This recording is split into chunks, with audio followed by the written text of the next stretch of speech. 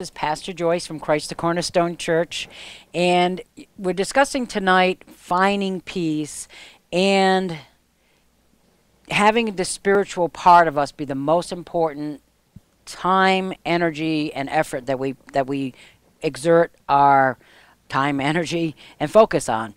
That spiritual things matter more than any other things because they, where your spirit is, there goes all of your attitude, your altitude, and whether your course goes awry or you stay right on course and can get to that place of peace, happiness, enjoyment, and a full life, being fulfilled. When your spirit is unrest or at unrest, the rest of you will be as well.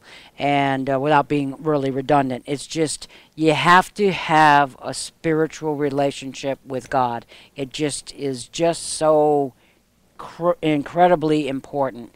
And we get it backwards where we wait until we get so burned out that we finally flop into bed and say to God, okay, help me go to sleep tonight, versus waking up in the morning and saying, God, help me get through this day and be with me every step of the way for every move I make, every action I take.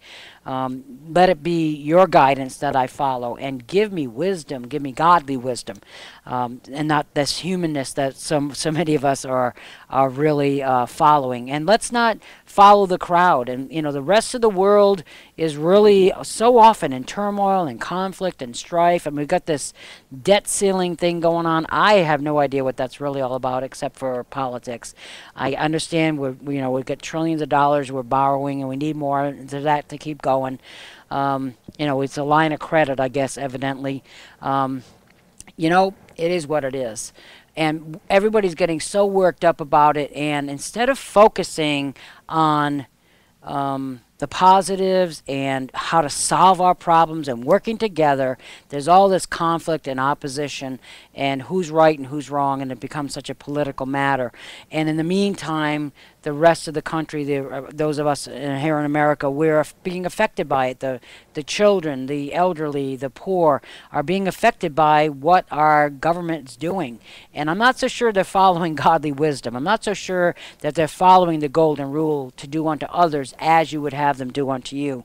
And what if we could have spiritual guidance that's a higher consciousness level of what's good for everybody, not just what's good for me and myself and I and my little family of that little trinity, but what's good for the whole. And that would make such a difference, I think. That's just my little political aside. But the same is true for us in our own lives. When we consider that what I do has a ripple effect on others, that what I say and how I treat others does have a lasting effect on them, and that then how they, because of the way I've treated them, they may well treat somebody else better or worse because of the way I treated them. And then it just snowballs, and it's a chain reaction. And, I really think that more of us, if we would really come from our highest, best self, the God self, the one that's all loving, unconditionally loving people, keeping no records of wrongs, looking for the good in others, wanting their best good as what is our motive, I think the world would be a much better place. And that's part of my goal, is to help impact one life at a time so that one person then changes for the better. Just like when Jesus was speaking to Martha and Mary, granted, Mary was right there listening, but he also wanted and cared about Martha. He wanted to speak to her and get her attention, and she mattered to him just as much as Martha did. And if not more, because he could see how disrupted and how full of strife she was, and how conflicted, and how, she had this negative energy going on. And she really needed to be in Christ's presence. She really needed to sit at Jesus' feet. She really needed a spiritual shift in herself. And that's why Jesus addressed as that. And all of us need that. And sometimes, unfortunately, life will smack us And that's when we suddenly start to pay attention. You know, if we lose our health, if we lose our wealth, if we lose someone we love, if we lose our job, if we have, you know, problems come our way, suddenly that only adds more to the stress, granted, but we also find we have that need for God in that moment.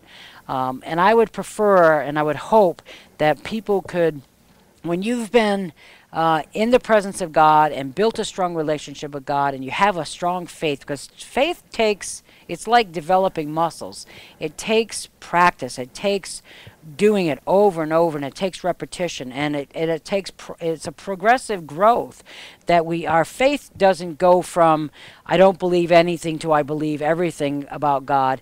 There's stair steps along the way, and you know, we're all on a faith walk, and our faith can be shaken. Any one of us can have our faith shaken at any given time, and it's imperative, though, that if we have a strong faith and a strong foundation, we can get that faith back a lot faster. And if we've got if we're surrounded by other believers, about other people who are a support system and a support group to us, who are going to sometimes have faith for us, and they're going to be there with us through the tough times, because life is going to get hard. That just goes without saying. Life, God never promised us that life would be great and be easy. He never said that if you become a Christian that everything's going to go your way. In fact, he tells us just the opposite. He tells us that there's going to be tribulations, there's going to be problems, and you're going to lose friends, you might lose co-workers, you might lose family because of your Christian beliefs or your spiritual walk, because maybe you become different and somebody that they don't understand. But it's no different than coming out as a gay or a lesbian person. I mean, suddenly you're really the same person, but now they think you're different. And you're really the same person you've always been. You just happen to admit who you are, and you decide to be your authentic self. And I think when we find our God and we start to want to follow that faith, and unfortunately I know that there are too many bad examples of what God's about and what God is. And you know, when you hear somebody bad-mouthing Christians, they probably really don't know a good example of one. And that's really a sad commentary on our faith. But that said, that's even more why it's more important for us to be good examples and to be, you know, to still be ourselves, but be a better self, to be a more loving person, a more caring, I really don't know, in all the years I've been pastoring, I've never seen a person worse off because they had a relationship with God. And the changes that I've seen people go through have always been for the better, has always been good growth, and it's always been for them to improve. So that's just my bias on that, but I'm talking 17, 18 years of pastoring. I have seen people get better and grow more and have more blessings in their life and have a better attitude and really find more good in their lives as a result of having a relationship with God and with other believers.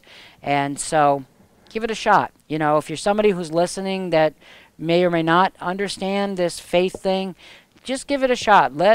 Sit down, be still, learn from God. Open the Bible. I always tell people to read the Gospels, because it's really a wonderful love letter. And the stories here, like when you read the story of Martha and Mary in the book of Luke, chapter 10, verse 38, is where it begins. When you read that, it's encouraging. You know, you look at that and it's very clear cut. It's very easy to understand, and you can find your own insights from it. Maybe you're not a Martha who's busy, busy, busy. Maybe you really are the Mary who sits at Jesus's feet. And you know that if you keep reading in the book of John, actually in John 10,